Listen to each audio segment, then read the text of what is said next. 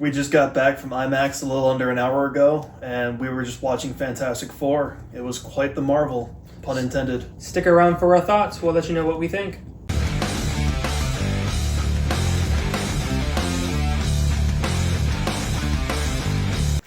All right, welcome back to Puff Piece. I'm Dante, I'm Chris. and we're here to talk about Fantastic Four, a movie based on family and protection. Yeah, overall, it was a great movie. First thoughts on it? I went in with low expectations. I was been quite expecting not much from any superhero movie in the last decade almost. With a few gems, obviously. Endgame being one of them. And honestly, as you saw with our other video, Superman was also pretty good. I enjoyed Superman. But with this, it has thoroughly exceeded all of my expectations. Yeah, with the little bit of shorts I put out lately, I thought it was going to be a horrible movie. I didn't like the casting. I didn't like how the overall premise in the trailer was revealing so much of this movie. But the trailer only really reveals the first 5 minutes. Mm-hmm. Really, honestly. And most movies fall short in that regard. This movie was great. I enjoyed it. I was holding my pee the entire time. Like A will of great. iron. It's at its core, it's a family movie. The family values from the first family all the way through and through. Each character has their own, what do you call it, developments. Each character has their own individual parts in the movie to kind of show who they are and, you know, how they embrace their powers, so to speak. And the Thing was pretty good. Like, I don't know if you mentioned it in the videos or not, but Chris here has mentioned that the Thing was going to be like the core that keeps the family together, and in a sense, he kind of was. Him and Johnny both. I mean, the other in the movie, spoiler alert, when Franklin is not being held by his mom, he's being held by the Thing. Mm-hmm. Thing is like there. He's the uncle. He's the uncle. He is there. He was the heart and soul of this movie. Not much of a spoiler because for those Marvel fans, we all know that she's pregnant in the movie. Yeah. You've seen the trailers. But yeah, he was there. I kind of felt like I nailed the nail right on the head. That was good. I was on the edge of my, not quite the edge of my seat. That's like the wrong thing to say, but I was invested in this movie. There was not any point, like you said, there was not any point you could get up. I couldn't, dude. I couldn't get up from this movie. There was just no point. Like some movies have a slow pause to where it will build up to the drama. You can go step away for a few minutes to go use the restroom. This one didn't have that. It was like fast paced and something was always going on. They're trying to solve some problem. Someone has an idea. Someone's doing this. Someone's doing that, and I just couldn't go use the restroom. Yeah, it's always something.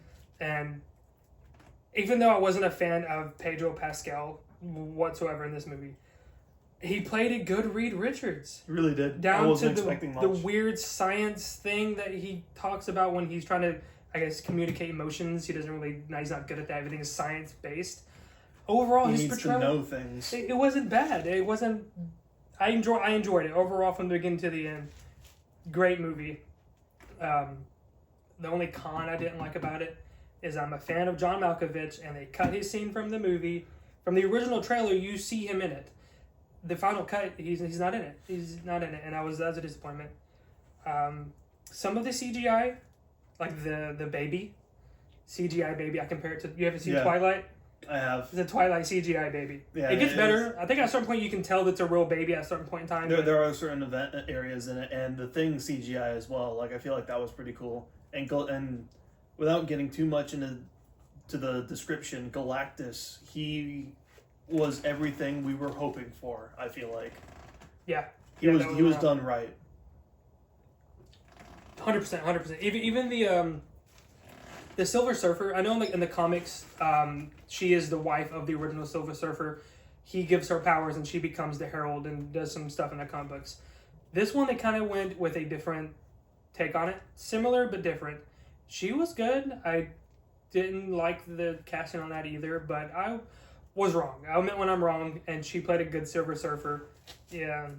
Man, there was not a lot to be disappointed with in this. Not movie. really, not at all. Other than it's a movie. There's gonna be some issues with like CGI and things like that. The acting was good. I think Vanessa Kirby's Invisible Woman, the way she portrayed the motherly figure and would do anything to protect her family, her son, her brother, her husband, her was Ben's his best friend. Yeah, Like, she's not really related, but as a whole family, she's there for them.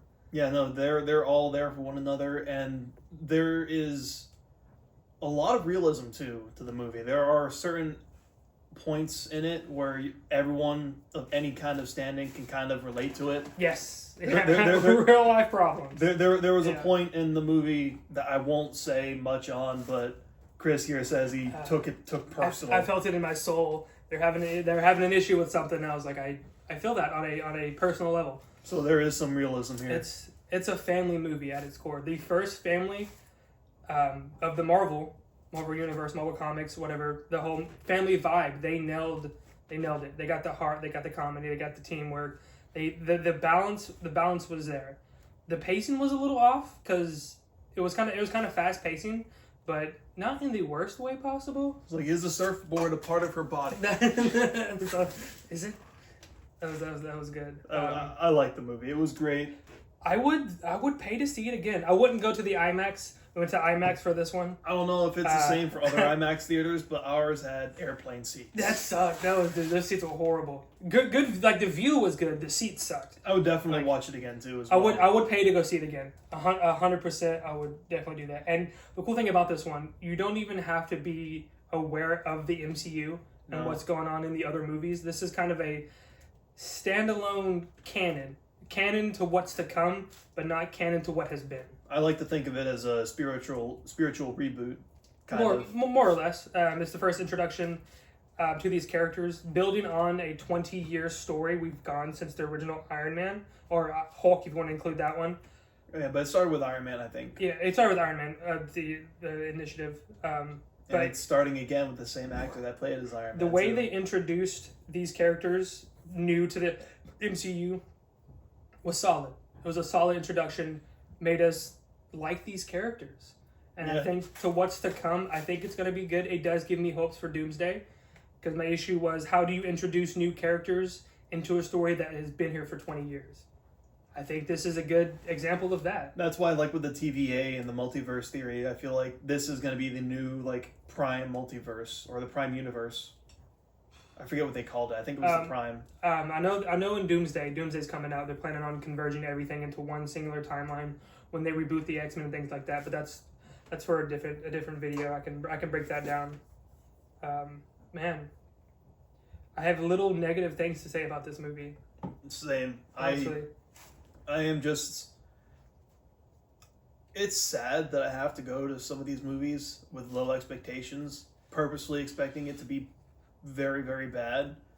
But doing that means that when I see a movie that's even slightly good, it gets exceeded. Yeah. This movie, though, was exceeded thrice over. Yeah, all the way through. It was good. It was action-packed. It was everything you would see in a Fantastic Four movie. I did a little short on it and what they needed to do, and they did it. They did it. They did it all flawlessly. They delivered. I think this is, I'm going to say it, this is the best Fantastic Four movie I've seen. I think it's the best Fantastic Four movie out there ever. Yeah, it is. It is. Like, if we're taking the one before it and then the other two before that one back in 2005. Yeah, as much as I like those, because those are my nostalgia movies, I grew up with those. This was better. This is way better. Overall, better filming, story-wise, pacing, they nailed it.